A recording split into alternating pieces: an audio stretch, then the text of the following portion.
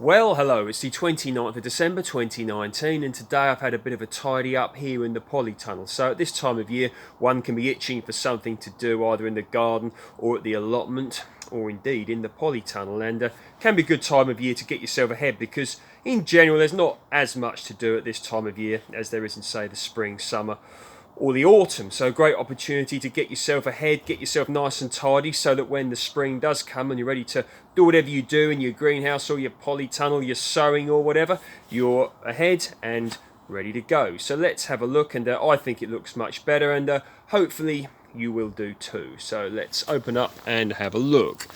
Now, open up there. Get into focus, lovely. And what I'm going to do is just put the makeshift doorstop in, and we're ready to go. So yes, what do you think? Looking a little bit better? So you can see I've cleared a walkway in the middle, so one can walk in there and it's much easier to see what's happening and give yourself some headroom to think. So let's have a look. Now,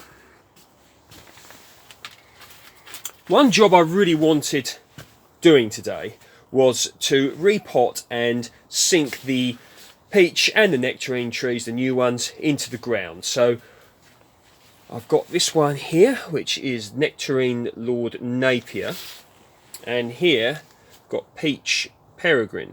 So there you go. These both came from Blackmore, a high rate nursery in my opinion. So I'll just show you what I've done. So I repotted them into 25 or 30 litre pots, one or the other, and you may remember that growing medium from the grow bags I had in that big white drum. I kept that and I basically repotted into that. The pot is probably about a third or so bigger than the pot that it was in, maybe a bit bigger. You don't want to be over potting into a pot that's too much bigger, because it can cause, like, if the tree doesn't grow the roots into that area, it can cause like moisture build up and root rot. So you don't want to be into a pot that's too much bigger, but I think the pots that I've used here are about the right size, and I've had good success growing trees in pots that size before.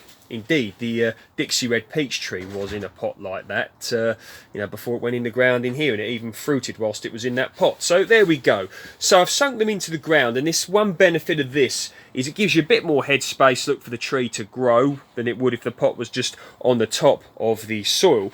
But also the tree in the pot, if it wants, can grow roots through the bottom into the ground underneath to gain additional nutrients and moisture. So I think that's a nice thing to do. So what I'm going to do, should they stay in here, is every year at the end of every growing season or before the start of the new one, I'll lift them out and loosen it up a little bit so it doesn't root in the pot into the ground, because I don't want that. And you can see I haven't filled in around the pot. What I've done is left a little bit of a gap on both, so it's easier to get them out, because I've had experience of getting them out when they're fully immersed in the ground with filled in sides. It can be rather difficult, much harder. So there we go. So I'm quite happy with how that's worked out. Of course, I'm going to be keeping them under cover because I'm not taking any risks with peach leaf curl. You've heard me talk a lot about that in the past. So yeah, here we go. So far the blood orange is doing well over this winter period.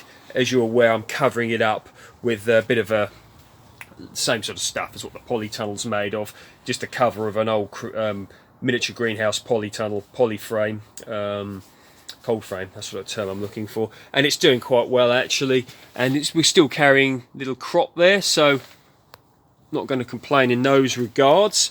And here the pomegranate, that's dormant as you can see, and as is the Auto Royal grapevine. Real powerhouse of a grapevine, that real strong. Good quality, strong specimen, that one.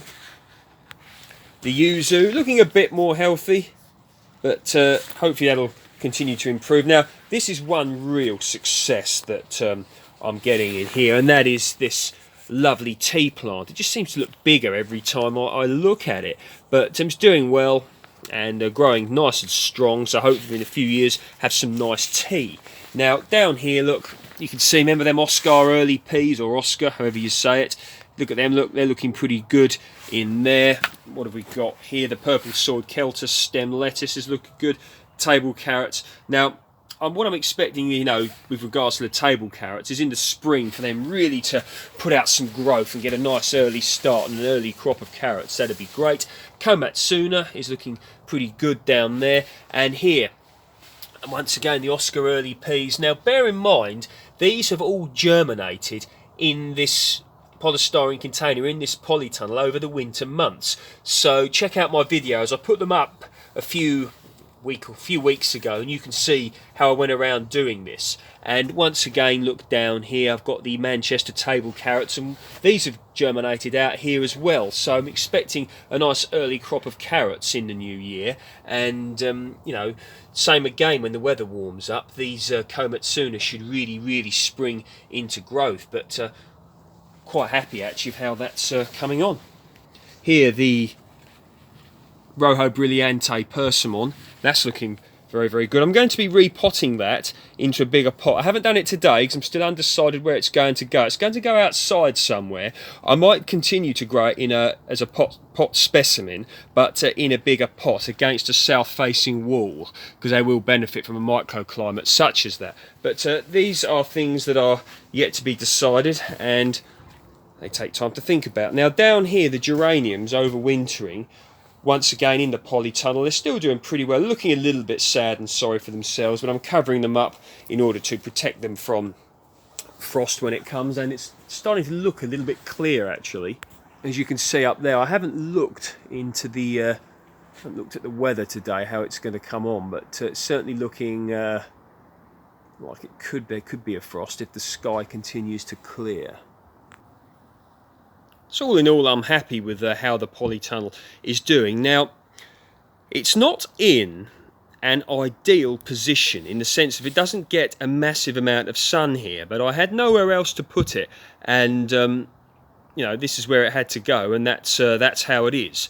But you saw the crop of peaches that I had last year, an absolutely huge crop really for, you know, the size of the tree, and bigger the year before the crop was, and I was quite happy really of how it all came on. Now what I'm going to do, the time to prune peaches and nectarines is really late winter, early spring. You want to get it just before the tree comes into blossom, okay, because otherwise you can risk introducing things like silverleaf disease, which you really don't want. So I'm going to be pruning it soon. I won't be pruning the new peach and nectarine tree because understandably they need a little bit more time to, you know, just put out a bit more growth, and it'd be lovely if I can get a little crop off of those this year, but or next year. But if I do or don't, hey ho, but the tree should establish now they are in the pots, bigger pots.